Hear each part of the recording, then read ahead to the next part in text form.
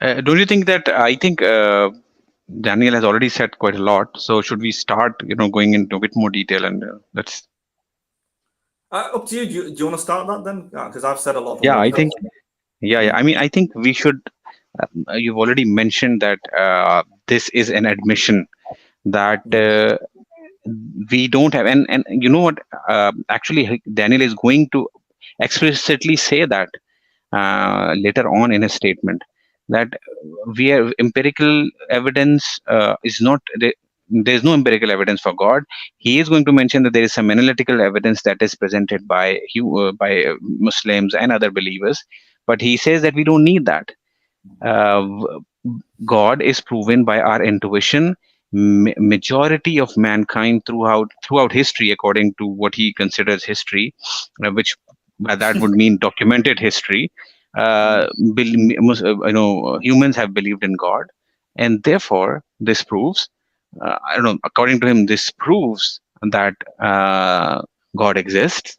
Um, Technically, I think if he was being honest, all he could have said, let's say, even if he was going down this particular route, would have been that, I mean, a more reasonable statement would have been that just like we use, we have a lot of beliefs based on solely on our intuition. Similarly, our belief in God is also justified solely based on our intuition. This should not conclude from this. We should not conclude that God truly exists. But what he might conclude from this is that his belief in God is justified, just like other beliefs that humans have through intuition are, let's say, considered justified. Hmm.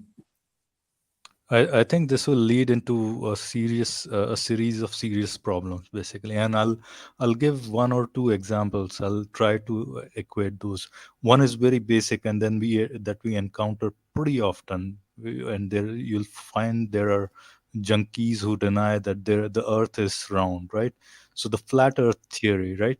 That is still our intuition. I mean, if you think through it, our intuition says that Earth is flat, right? And that was the case for like millennia, probably before Copernicus and Kepler came into, or before that time. So if you were to believe that those kind of intuitions, you can see demonstrably that you have been proven wrong for your very basic core intuitions, right? So that is one example. Another example is the horizon, right? The horizon problem, right?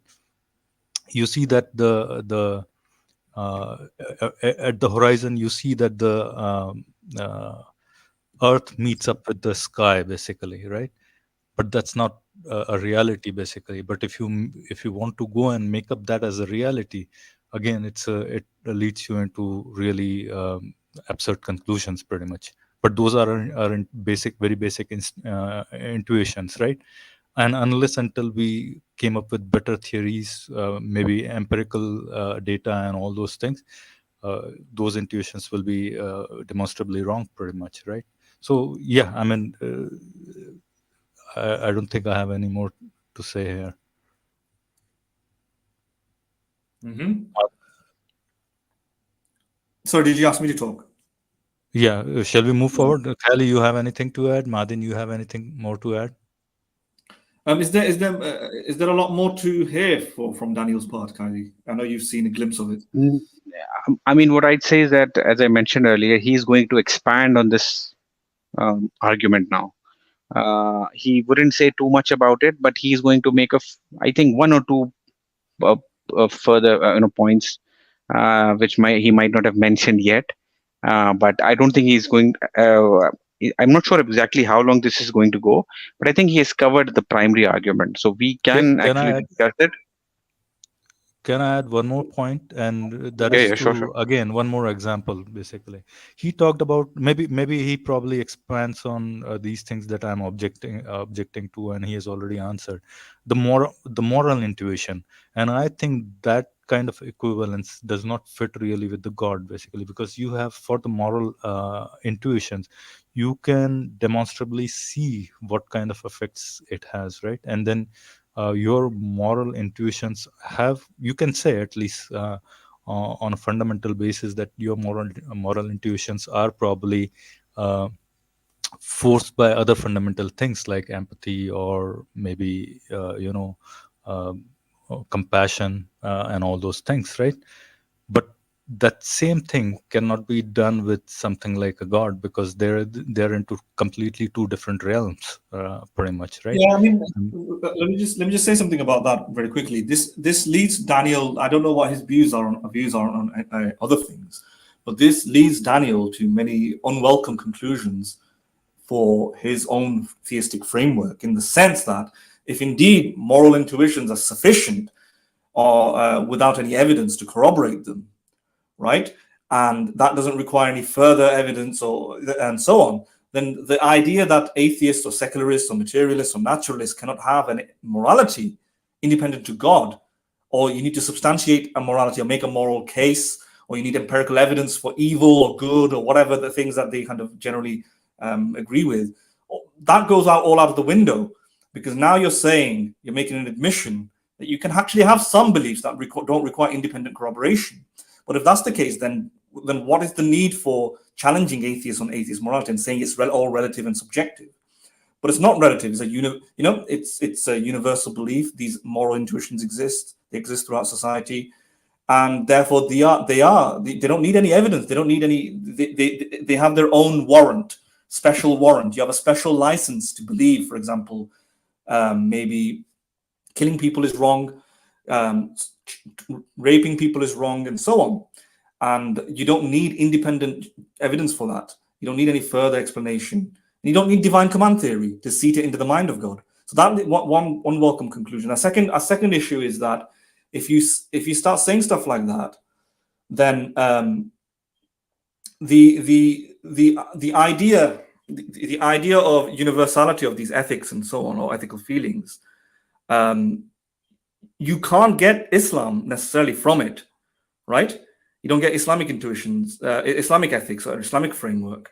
So what happens there? Then there remains unaddressed problems there, where certain ethical mores that were the case all around the world. For example, for the longest time, it was unmitigated, unfettered, unregulated slavery. What is universal? What do what do we mean by universal? How many cultures is required? How long does it have to go for? How many geographical locations? At what point does it stop being universal? Yeah, then you have also a question of why should universality matter in the first place? Because when somebody says that this is universally the case amongst human beings, does he mean that this is embedded within the human condition and therefore innate and biological, or does it just mean that it is universal? Well, right now things are universal, right? Or becoming more universalized, like many of the secular democratic principles, for example, equal rights are being universalized.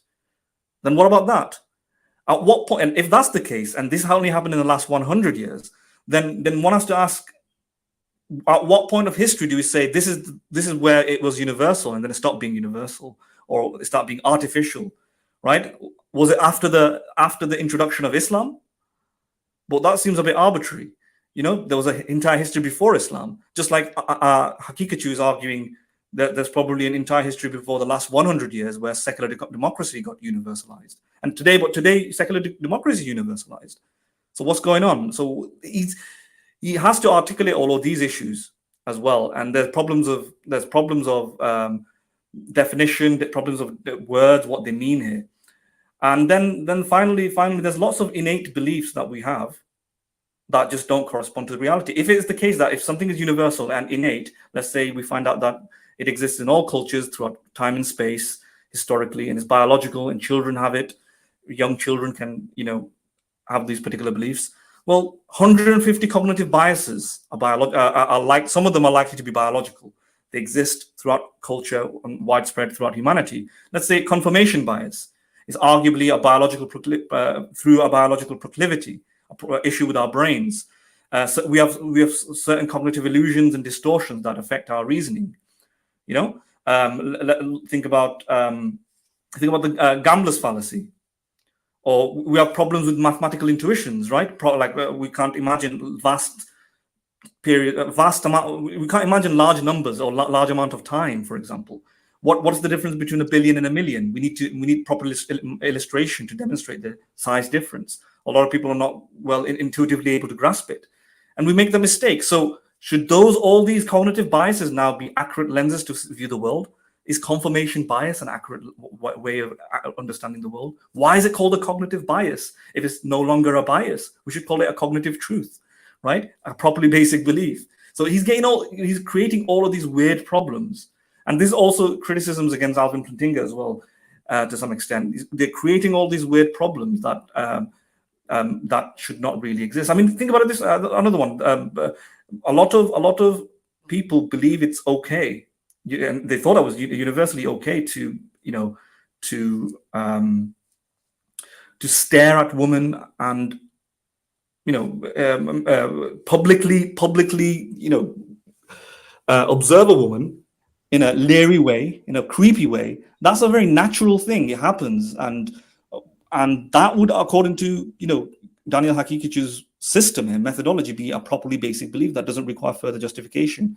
Any evidence showing that this actually leads to harm or as a problem or a social issue, well, ignore it. It's a properly basic belief. It's a truth, right? And if that's the case, then harassment against women or being leery, looking at women, should be completely natural and therefore justified. But instead, he's saying that you have to lower your gaze, right? But wait a minute, that's the natural belief is to look at women, right? Isn't it? I thought so, because that's what's been happening all throughout civilization and era. So all of these problems, I can go in, you can go down this rabbit hole and think of millions more. I'll stop there. But you can imagine these problems just create a can of worms.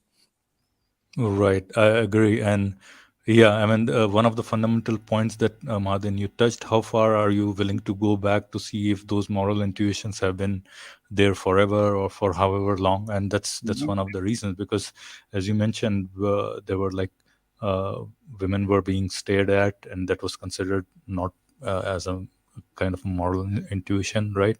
And then sacrifices and all those things were happening all across the tribes, pretty much, for whatever intuitions they had about it. At what point of humanity? Because humanity's been here for 300,000, more than that, maybe. Yeah. Right, exactly. And that's the point I'm saying, that the sacrifices were all across the cultures, pretty common to your firstborn child or whoever, right? So where do you exactly stop and say, oh, okay, these are not our moral intuitions anymore, and what we have taken from those, the God belief is the proper intuition to reach to a kind of a reality, basically, or to a belief at least.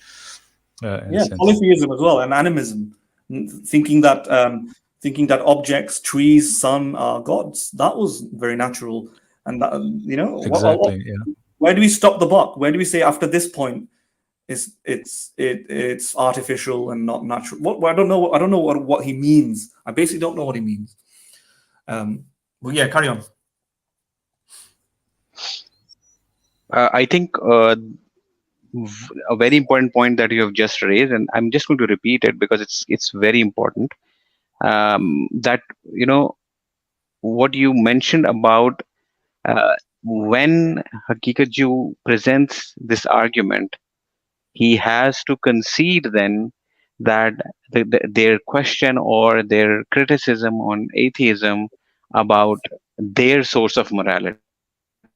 Because the moment you are going to use your moral intuition as a basis and as something that is innate in us and not requiring us, and considering it something that doesn't require anything else for us to verify it, to evaluate it, or to confirm whether it is our moral intuitions are right or wrong, then there is no then the question that theist often asks to atheist about where do you get from your morality from?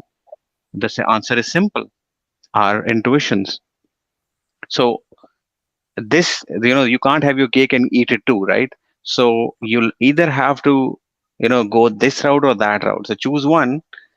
You can't do both.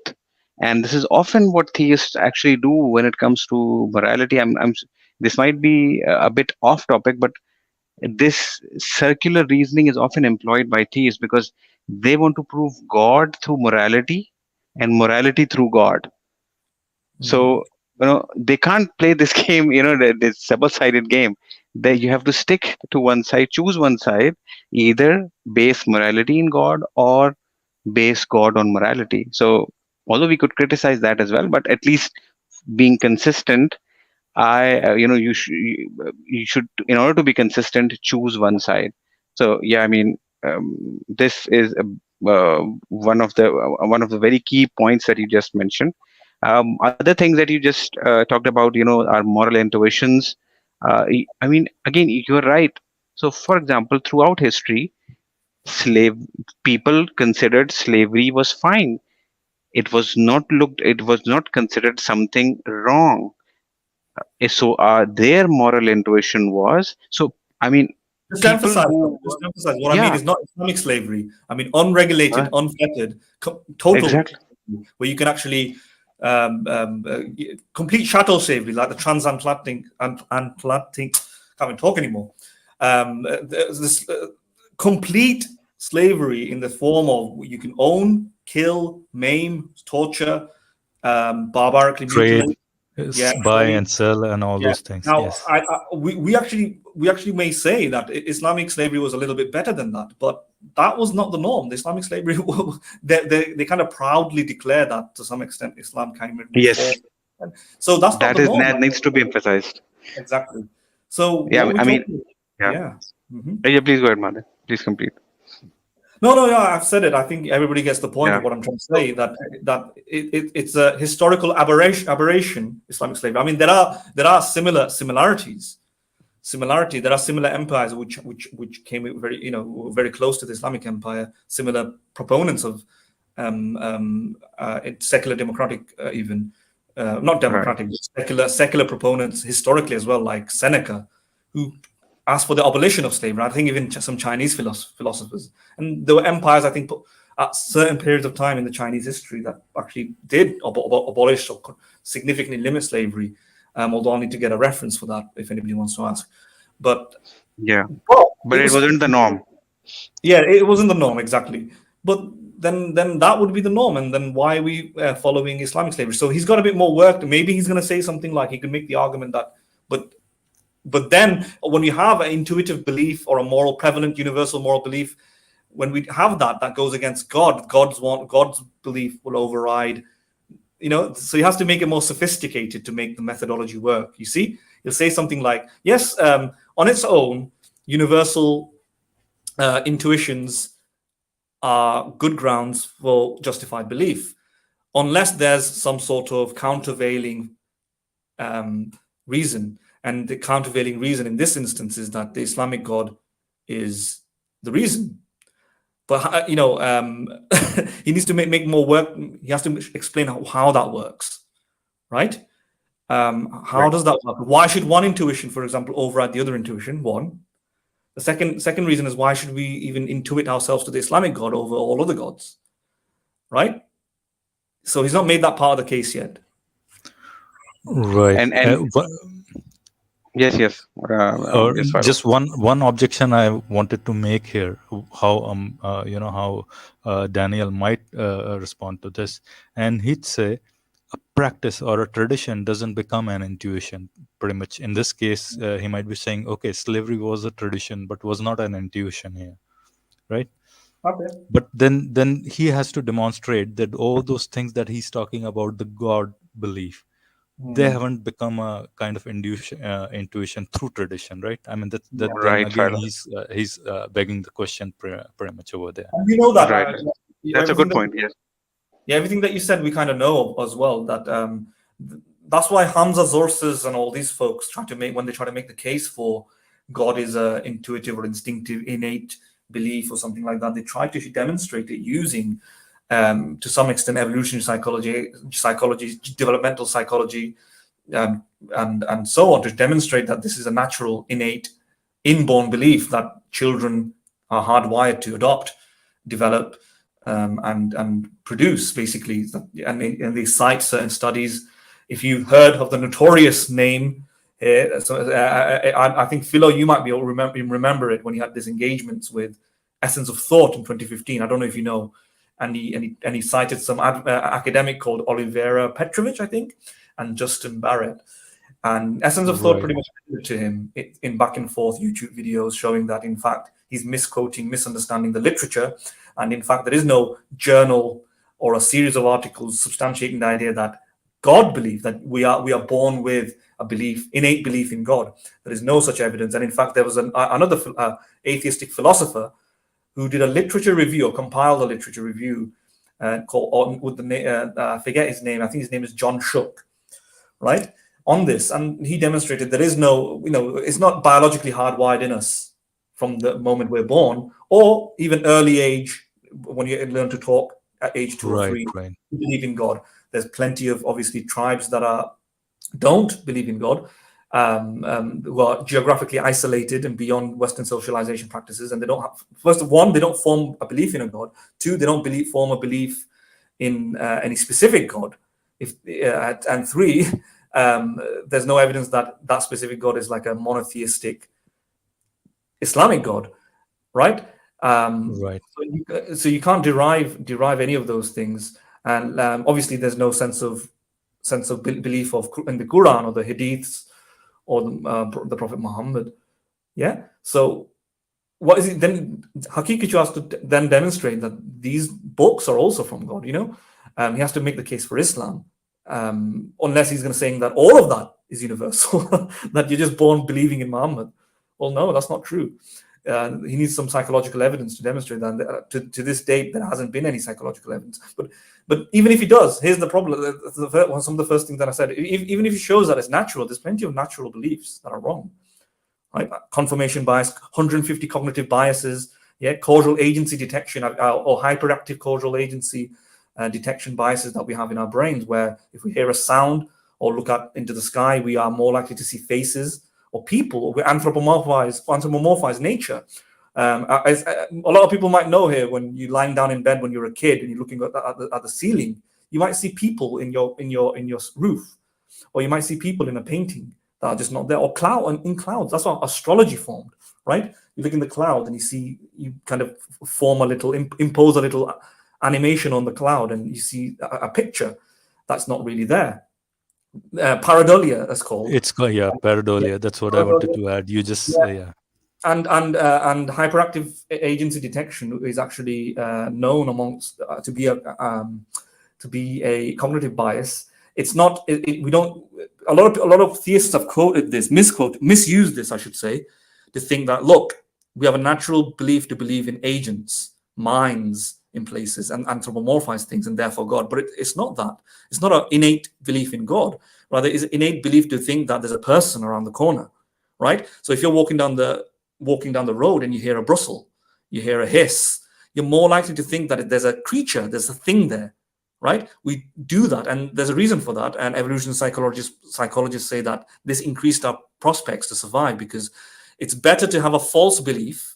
But we're more risk prone here to believe that there's people there, irrespective of it being false, because it's better to think that it's false, but better to believe in something like that, even if it's false, so that we instinctually run away from predators, right? So we have a higher tendency to attribute things to, or guess or predict that there's a person around the corner through fear, so that we run away, because that increases our survival prospects. So even though we are epistemologically, in terms of truth, we're wrong, even 7 out of 10 times, it's better that you are wrong.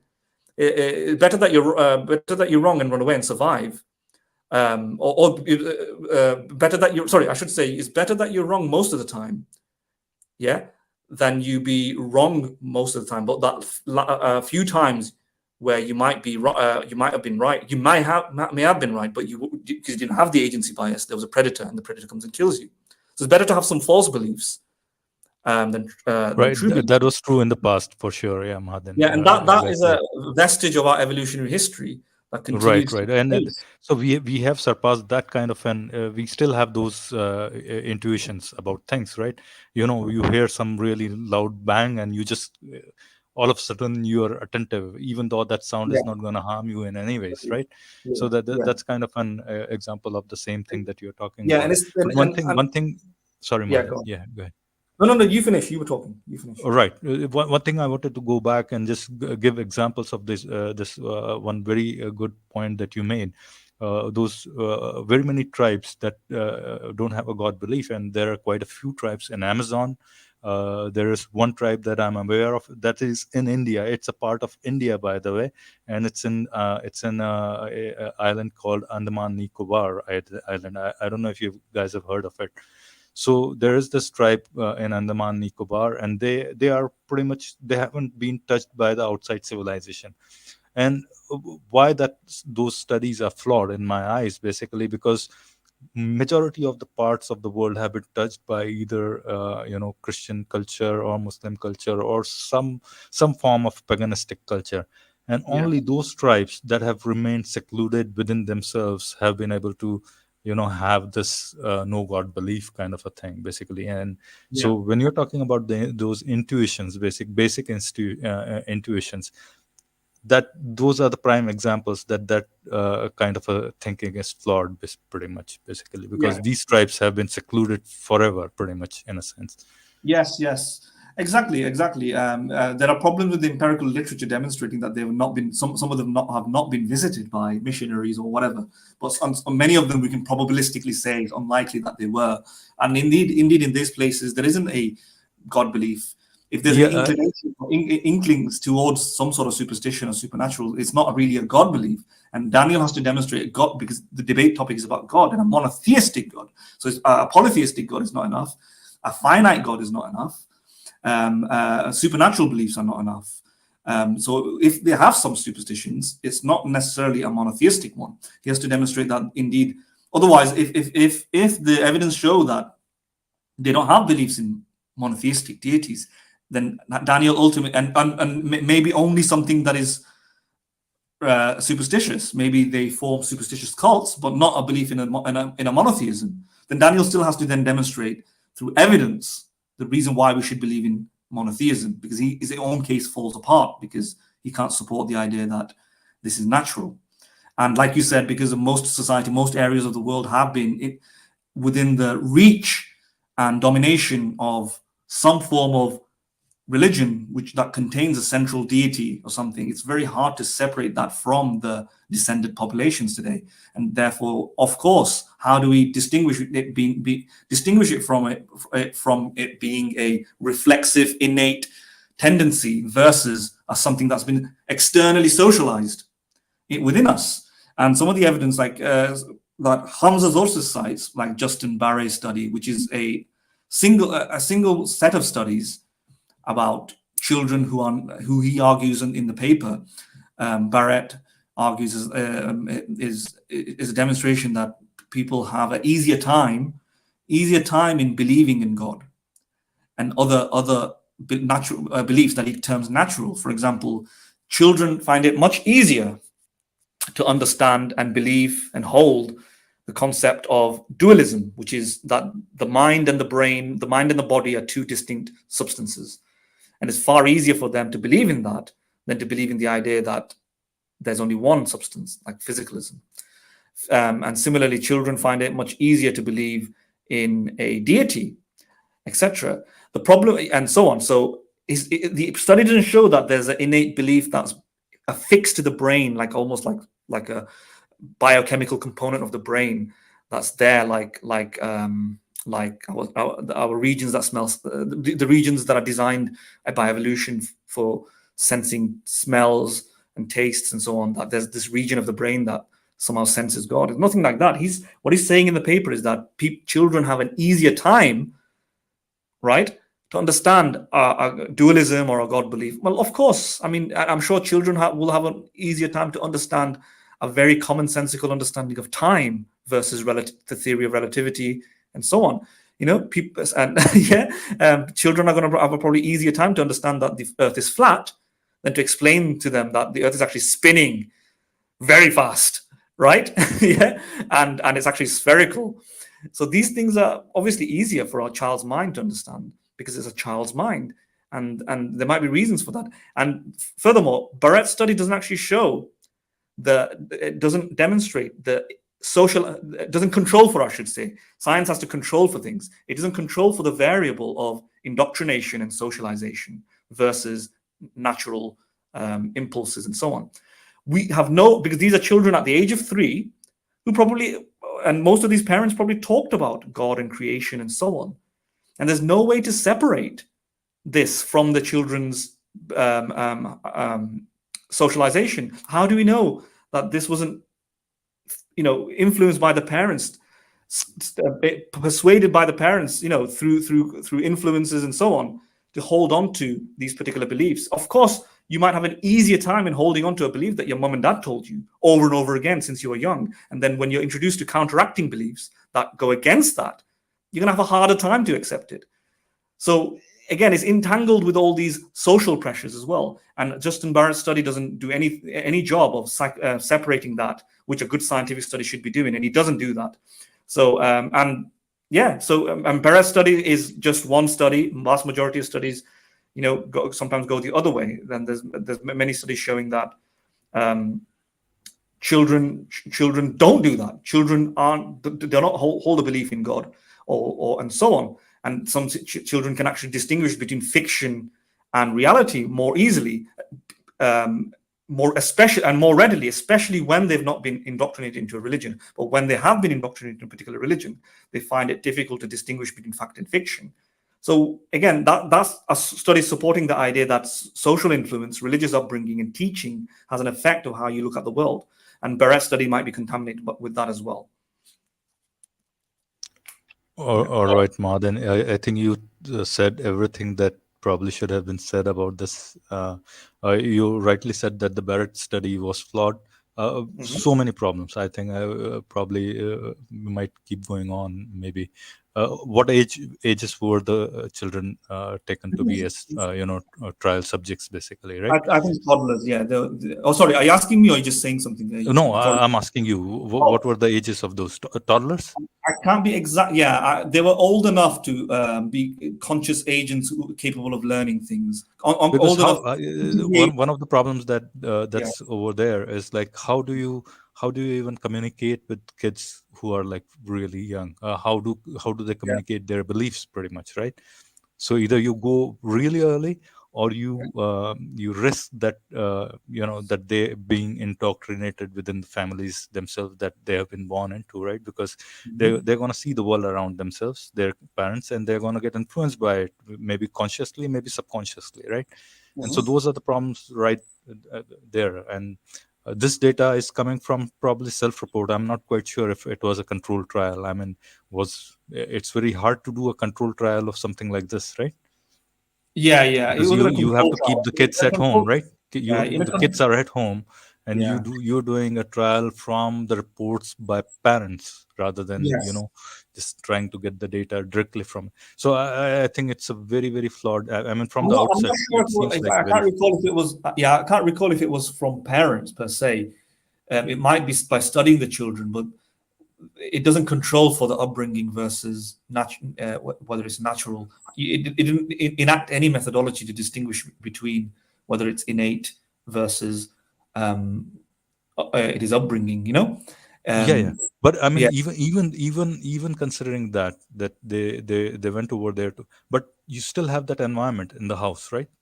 Whatever that environment is, right? It's the societies. You see that environment. Right? They basically plucked from society and put in a classroom. Maybe, if you really want to do that, perfect kind of a test or trial, then you have to cut them out of that normal society. They won't be able to mingle with other kids, and then those kind, which is going to be almost impossible to do, pretty much, right? Yeah. Well, ideally speaking, you need twin studies. So a twin is born to one family, a twin is born to another family. That controls for the genetic component, and they're raised in different environments. So one twin is in a religious family, and one twin is in a religious society, and one twin is in an irreligious family and an irreligious society. And then you can see like what sort of inclinations they have. And if one twin, for example, has an easier time to accept certain things versus the other, then you might say that, look, the child's mind is more capable of resisting certain beliefs that they find awkward. Like if you try to teach them about a monistic theory of mind, a physical mind, then they don't find that intuitively appealing. They intuitively reject it. And then you can say that this is most likely not influenced by religion, most likely not biological. The environment, most likely, I misspoke. Most likely not environmental, because the environment is controlled for. This is a child in an irreligious society. Yet he or she has an affinity towards holding certain beliefs. Like they're more likely to accept beliefs when you explain it to them through a religious lens. Like, you know, the soul was put into the body. The body is made out of a soul. Sorry, your self is made out of a soul, and the rest of your body is a physical body, and they're more likely to find that appealing, versus a monistic theory where the soul, there is no soul. It's just the consciousness is physical. And if you show that, then you can show that it's easier. But then Barrett called that natural. He said that since they're more susceptible to accepting one, therefore it's natural. And in some sense, I can understand. He doesn't mean natural here to be that it's just known without any learning.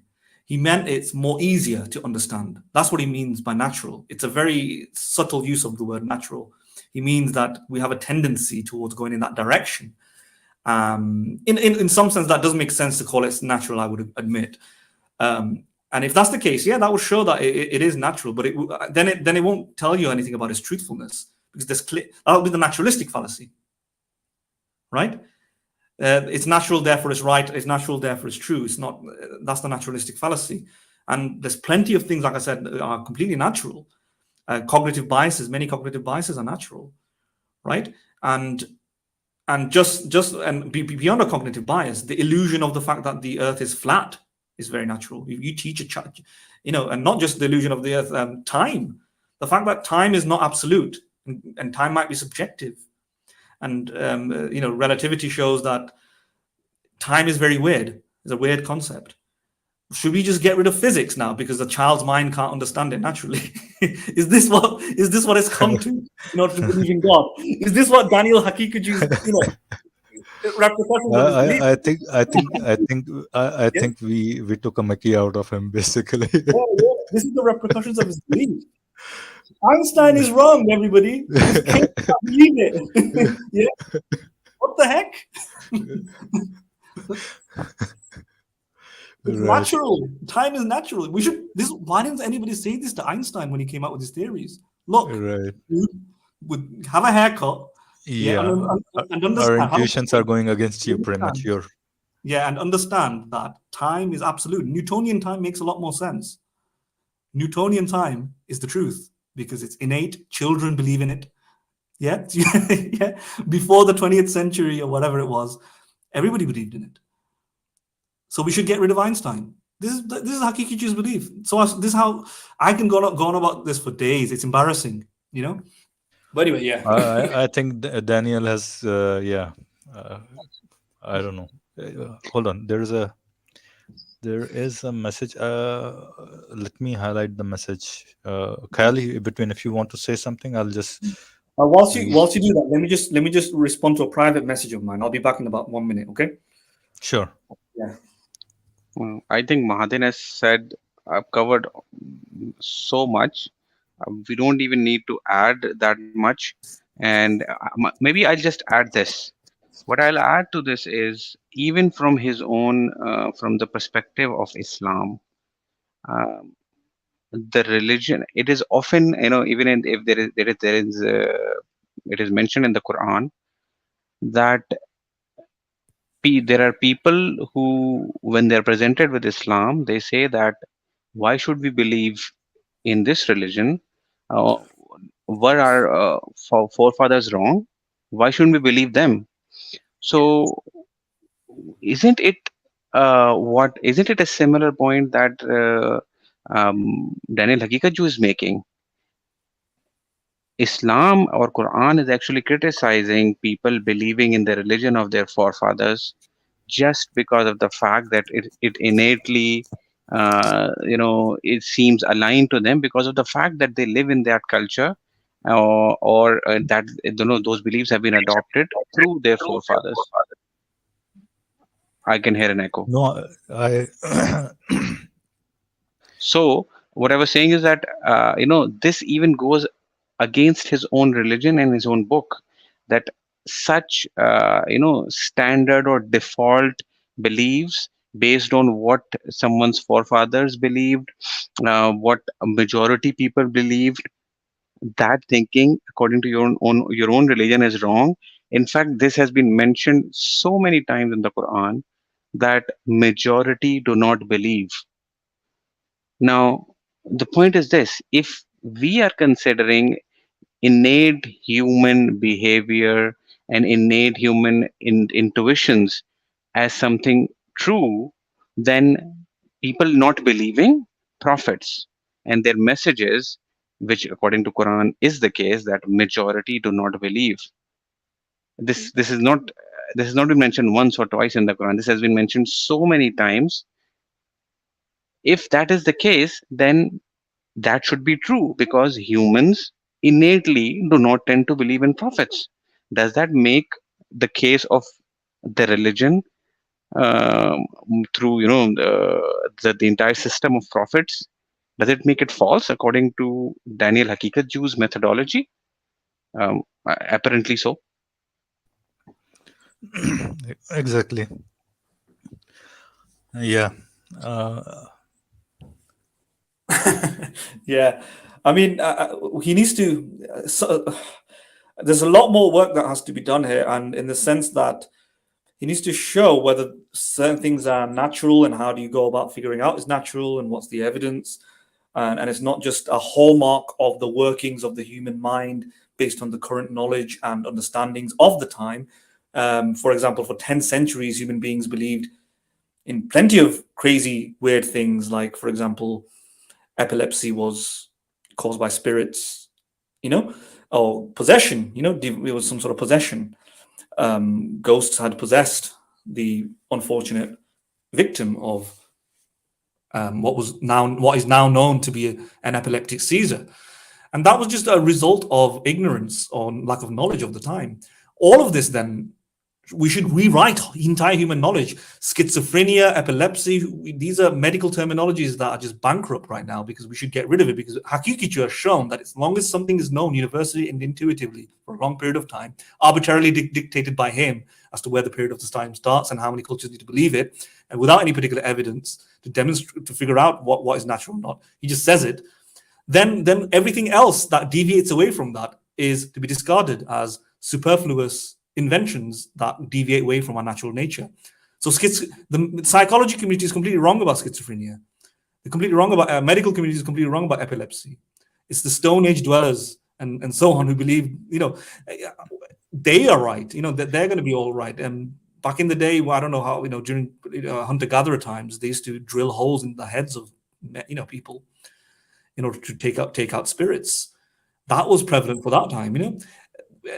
How does he know that this is not just a problem of knowledge and understanding over time, during a period of time, and information loss, which with greater information we've acquired a better understanding? And I'm sure he accepts that for many things. So how does he show that that's not the case for God? He's right to say that civilizations historically believed in God. How does he distinguish that from a genuine natural belief versus just the inner workings of the human mind of the time, because we were in intellectual poverty of the time, and he's not. I don't know how he's going to show that. all right, Mahdin, I'm going to read the message from Cosmic. I think I don't know what happened to Cosmic. He said he's going to join, and then I don't know if he's coming to join. I'm going to hopefully join the stream. I have watched half of this debate already, so hopefully we'll have something reasonable to contribute. Just waiting to download and install iOS 17, then going to jump in. And after that, his message was, the belief in the earth being flat is also super intuitive and was widely held in the past. The idea that it's spherical really messes up with your intuitions. All So right. let me just quickly say something about all the other stuff that Haqiqatjou said, since we're kind of beating a dead horse or donkey at this moment. he said, just like all these other things, like logic, the laws of logic, just like moral intuitions and so on. If that was just like what else? What else did he say? Did he say the existence of other minds? Here's the thing: it is the same criticism I made. Mathematics and all those things, right? Yeah. There you go. So this is the same criticism that I made against Alvin Pradinga about these things. Those things can indeed be justified to some extent, right? So there are different theories, different ideas that are posited to explain those things. For example, logic might be reducible. So these are I don't hold any of these particular positions, but I'm just going to outline some positions. That this is not an exhaustive list. Some philosophers, for example, say logic is reducible to natural phenomena. That logic is merely descriptive. Now we describe it as logic in syllogistic form through our language means, but logic is just recognizing a feature of reality, and then once you recognize that feature of reality, we then formulate a set of rules. What we have noticed is that if an apple is falling from the tree, then it can't be simultaneously true that apple is not falling from the tree. Yeah, if a human has 4 limbs or appendages, then it can't be simultaneously true that a human has 3 appendages, right? That's just a recognition of the natural world. The natural world just operates in this manner, and therefore logic can be reduced to descriptions of the natural world. So when we come up with things like the law of logic, that's our human invention, right? But when we say, it can't be the case that A is true and A is not true at the same time. That's just a formulaic way of saying a banana. It can't be true that a banana exists and a banana cannot exist at the same time, right? That's because, and why is that? Did we just make this up, or did we just intuitively realize this? We just went into a cupboard and closed our eyes and realized, wait a minute, we are just describing the world. We learned this how? Through evidence. The evidence, the reality of the world, the reality of the cosmos substantiates this. That's not the same as God, right? So logic has some evidence, which is that it's just a description of the world, but God doesn't have the same parallel. So we can distinguish logic from God on that basis. Some other theories of logic would say, like Hilary Putnam, who is a philosopher of science, that every single scientific theory presupposes the usage of logic, and our best scientific theories work as a result of that. We can make the argument that none of our scientific theories presupposes the use of God. God is not unnecessary. But logic is necessary for these scientific theories to work. Without logic, the scientific theory falls apart. Without God, on the other hand, the scientific theory doesn't fall apart. And therefore, logic has a basis in that. And other stuff might be, logic is through analytical thinking. Now, unless we think empirical thinking is the only way to learn about the world, analytical thinking, which is like 1 + 1 = 2. And I'll talk about mathematics in a minute. And you can't have a married bachelor. These are the realizations we make through tautologies. You can't have a married bachelor is another way of saying you can't be married and unmarried at the same time. But how do we know that? It's through understanding the terms. The answer is in the definition. You can't have a married bachelor. The answer is in the definition. And through definition alone, we can come to these truths. You can't have a square and a triangle. That's because the definition of a square is such that it excludes that of a triangle. Definition of a triangle is such that it excludes that of a square. And we just learn this through our concepts. We don't need to go and examine the natural world. Well, the first point I made that you actually do learn these things from the natural world. And this is what a philosopher called Quine, I don't know if you guys heard of it, Quine made on a paper called The Two Dogmas of Empiricism. And he showed analytical thinking and synthetic thinking is a false distinction made by the logical positivists in the 20th century. And in fact, we should collapse off that distinction away. And I am moved by that position, by the way. I do think that is a sound position. But if you're going to have this idea of analytical thinking versus synthetic thinking, sorry to interrupt, just to add a simple example. So what you just said. So for example, if we say that something exists, something cannot exist and not exist at the same time, you could arrive at this simply because of definition, right? Because you'd say that something exists means that it does not exist. So that is by definition it's true, that it Yeah. exists, and therefore, by definition, it cannot not exist, because that is the definition that we have actually. That is how we are defining it. Yeah. Yeah. It's true by definition. That's what analytical thinking usually would do, you know? So analytical thoughts don't really require you to. So a non-analytical thought will be like Khayalie is X amount of years old, right? You can't get that from understanding what Khayalie is or who Khayalie is. That's an independent fact that you need to go and find out through the world. On the other hand, Mhm. um, like I said, square triangle is close to an analytical fact. But then you have Quine trying to who makes the argument that in fact the distinction isn't as sound as you think. And anybody who's interested, Quine's paper, Two Dogmas of Empiricism, it's the logical positivists who made that.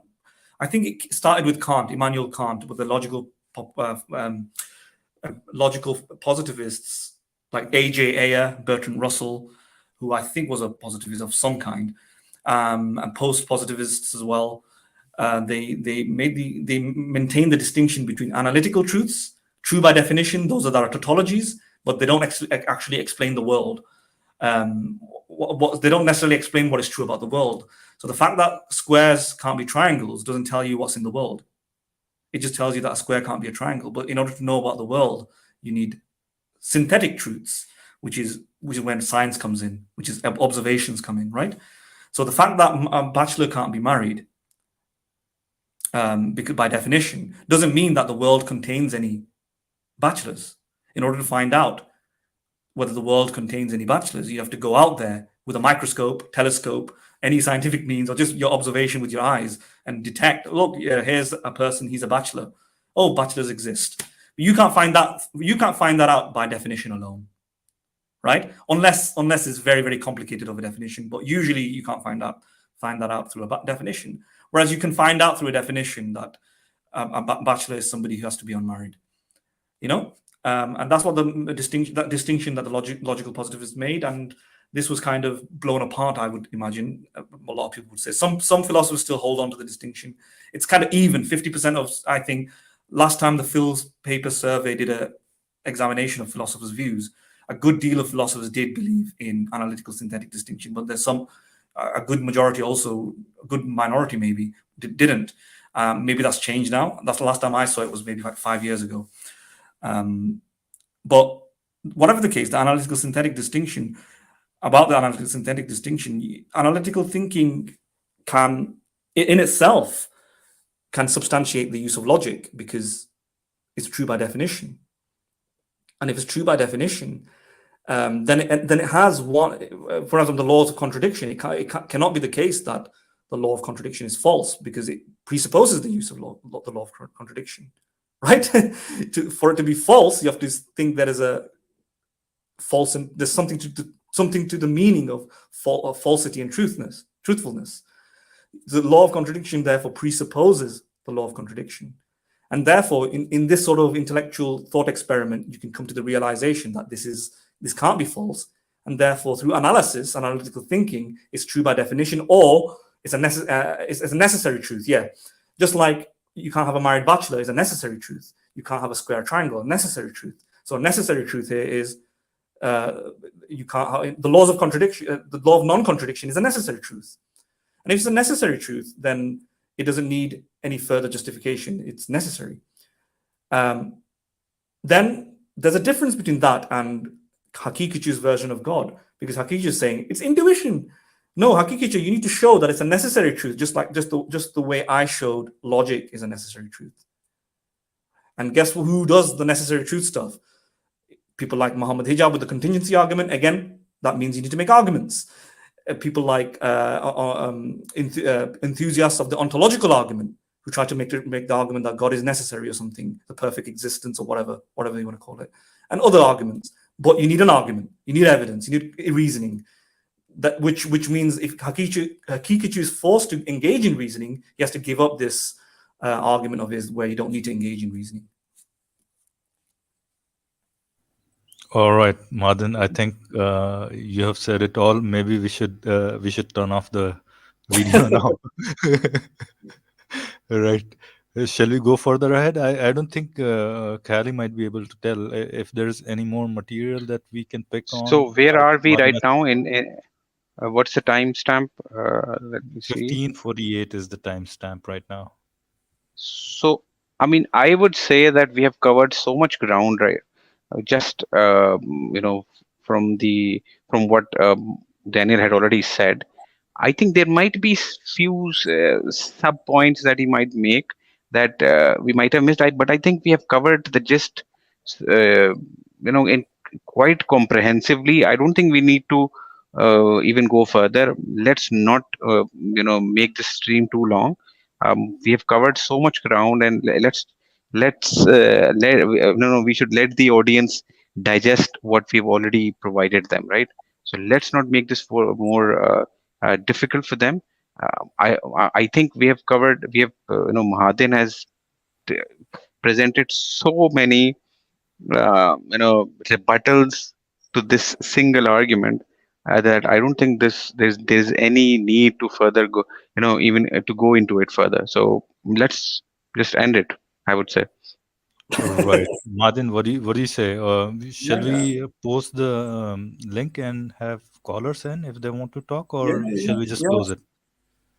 Post the link for callers. We'll just talk for 10 minutes or something, and see if anybody wants to talk about it. All Yeah. right. So Cosmic the Inquiry link wants is to come on. public. Sorry, Yeah. Mahdin, go ahead, please.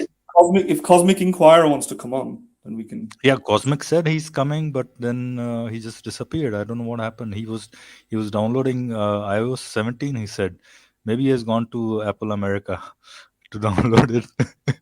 Sorry, Cosmic. A joke at your expense.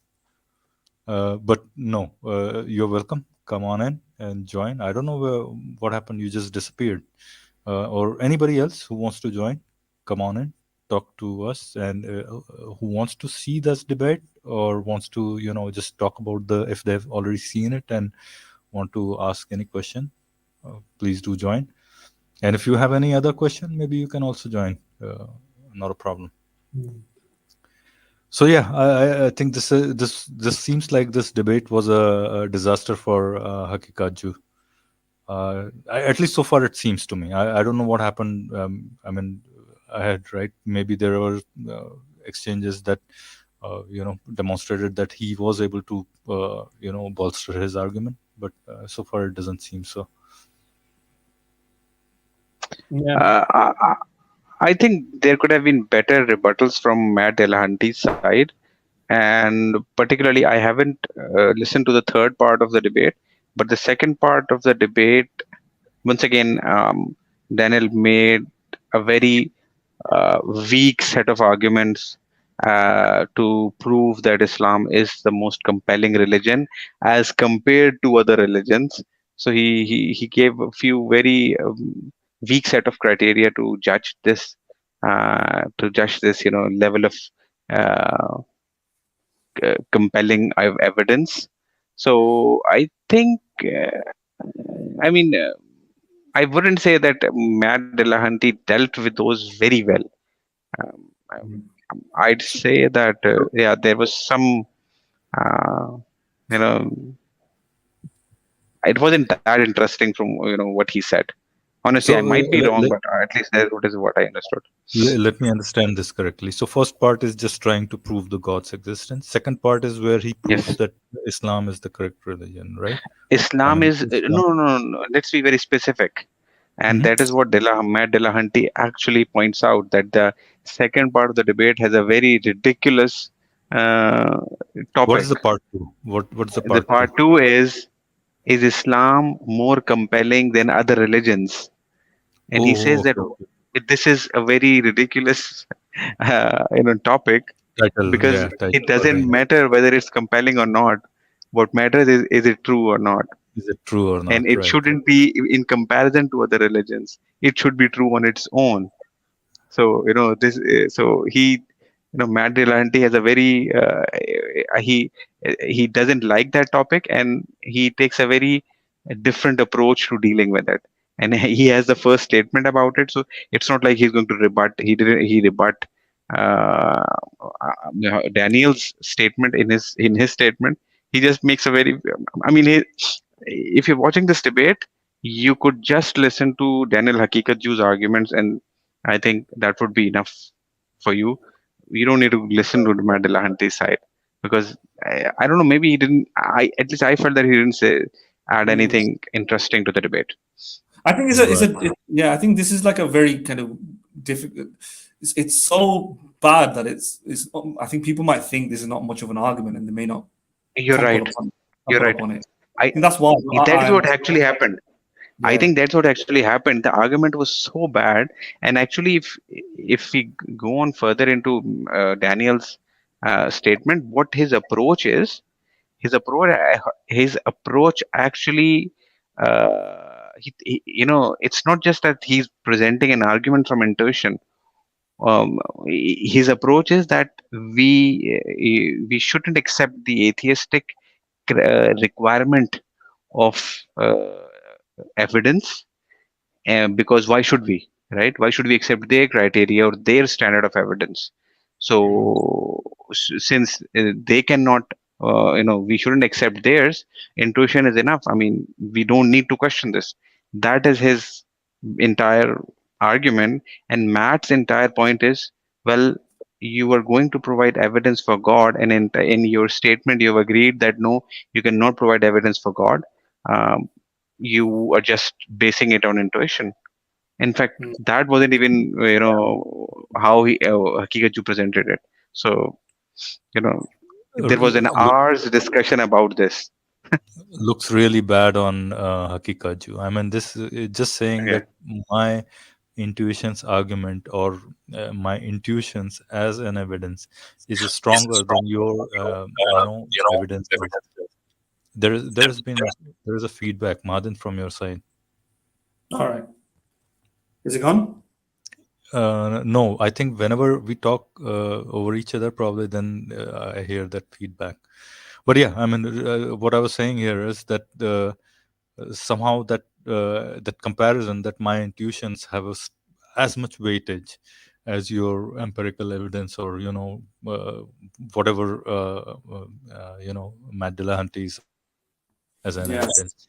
which I'm So assuming is going to be at least weightier than just saying my intuitions are correct, yeah, pretty much. just to let you know, Cosmic Inquirer is on now. Cosmic, Hey guys, welcome. How are you, mate? I'm good. I hope all of you I, guys I are thought doing I well. thought you got a flight to what, Silicon Valley. I think there's too many people downloading it right now, so it's kind of slow, to be honest. Oh, But okay. Oh, yeah, yeah. I mean, and their softwares are probably like one gig or 2 gigs or something like that. Probably it just three arrived three in the market. gigabytes in this case. Uh, Oh, okay. yeah, and too many people, I think, flooding the servers requesting to download. Okay. Regardless, It just I heard most of what you